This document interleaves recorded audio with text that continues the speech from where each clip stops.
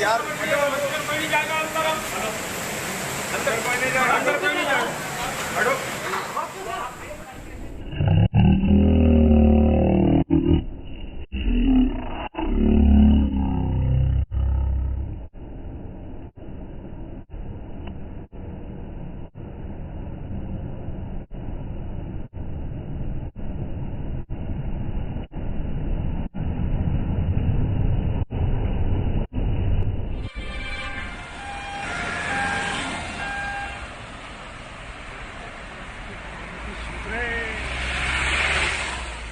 यहाँ पे सर जो भी हमने लोगों ने आवाज़ सुनी है वो गोलियों की सुनी थी। अच्छा, जी।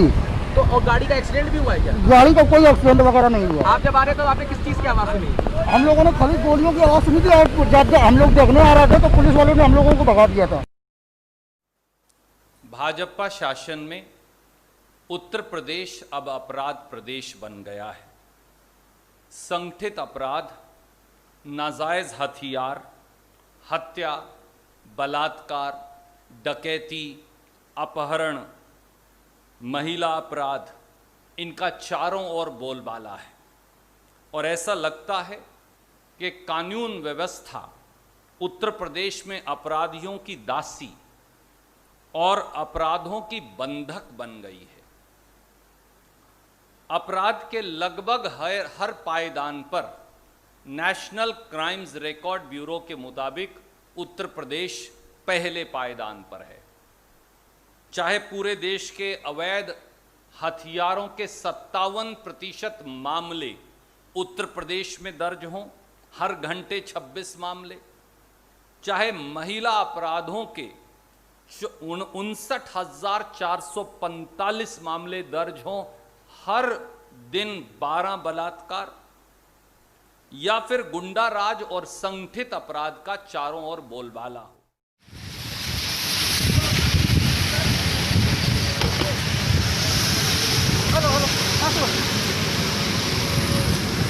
हम आपको बता दें कि विकास दुबे आपके विकास दुबे का जो काफिला था, जो एसटीएफ की टीम थी, ये एसटीएफ की गाड़ी जो है यहाँ पर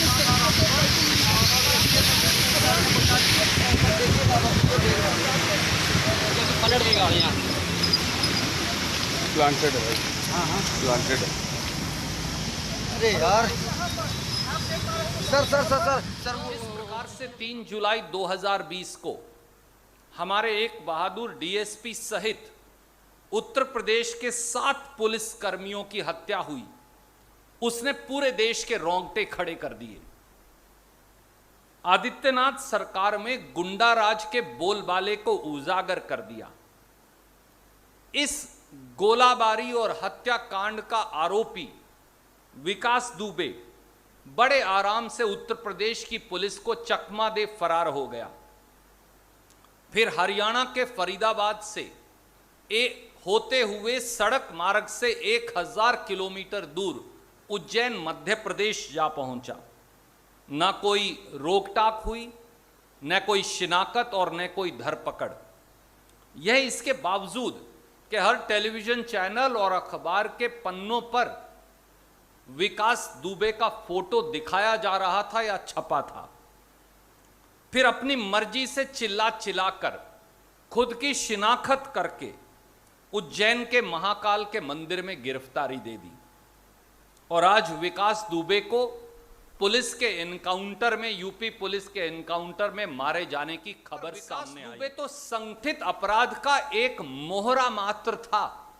मैं फिर दोहराऊंगा, विकास दुबे तो संगठित अपराध का एक मोहरा मात्र था। उक्त संगठित अपराध के सरगना असल में उत्तर प्रदेश में हैं कौन? विकास दुबे का एनकाउंटर अनेकों सवाल सार्वजनिक जहन में खड़े कर गया है, जिनका जवाब आदित्यनाथ सरकार को देना होगा। पहला, क्या विकास दुबे सफेद पोशों और शासन में बैठे लोगों का राजदार था? क्या उसे सत्ता और शासन में बैठे व्यक्तियों का संरक्षण था? दूसरा, विकास दुबे के पास वो क्या राज थे जो सत्ता और शासन के गठजोड़ को उजागर कर देते, जिससे अनेकों व्यक्ति घबराए थे।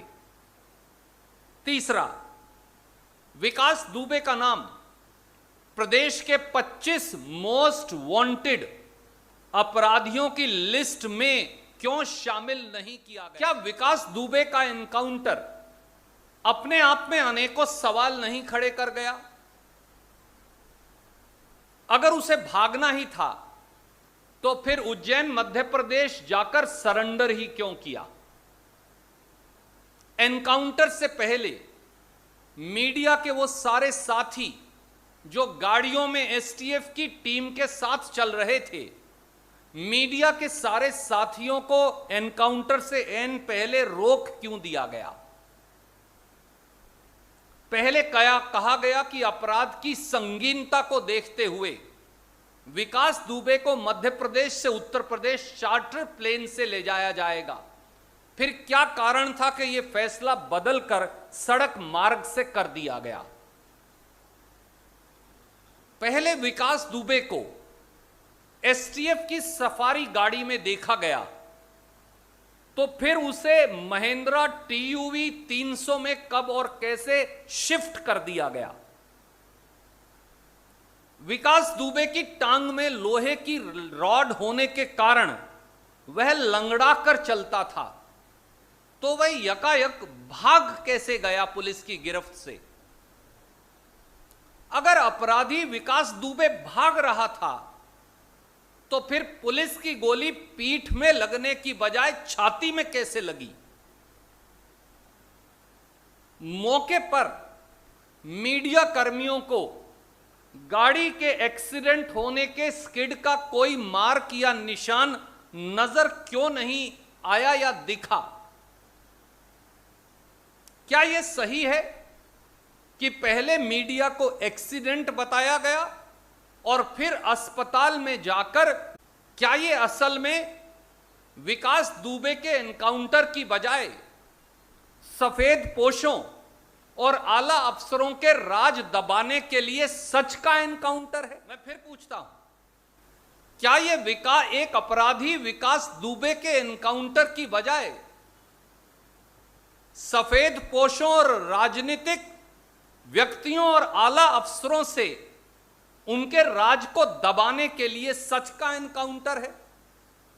तो ऐसे में विकास दुबे जो संगठित अपराध का एक मोहरा था पर सरगना कोई और हैं, उन सरगना के चेहरे उजागर हो, हमारे 8 बहादुर पुलिस कर्मियों को न्याय कैसे मिलेगा?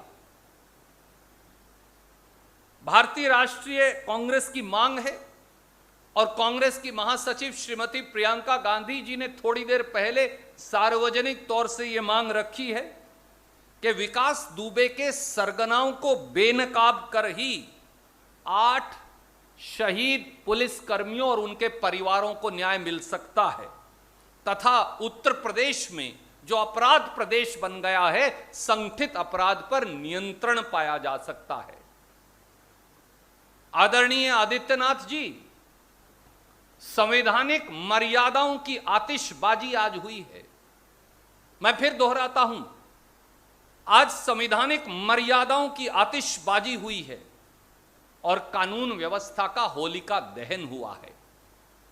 आज जिम्मेवारी आप पर है, इसीलिए हमारी मांग है कि विकास दुबे एनकाउंटर के साथ साथ संगठित अपराध, विकास दुबे, सफेद पोशों, राजनेताओं, चोलाधारियों, आला अफसरों और सब वो लोग जो इस संगठित अपराध के राज से जुड़े हैं, उन्हें बेनकाब करने के लिए सुप्रीम कोर्ट के एक सिटिंग जज से इस पूरे मामले की जांच हो, समेत उन सारे राजदारों के जो इस राज को दफन करने में लगे हैं।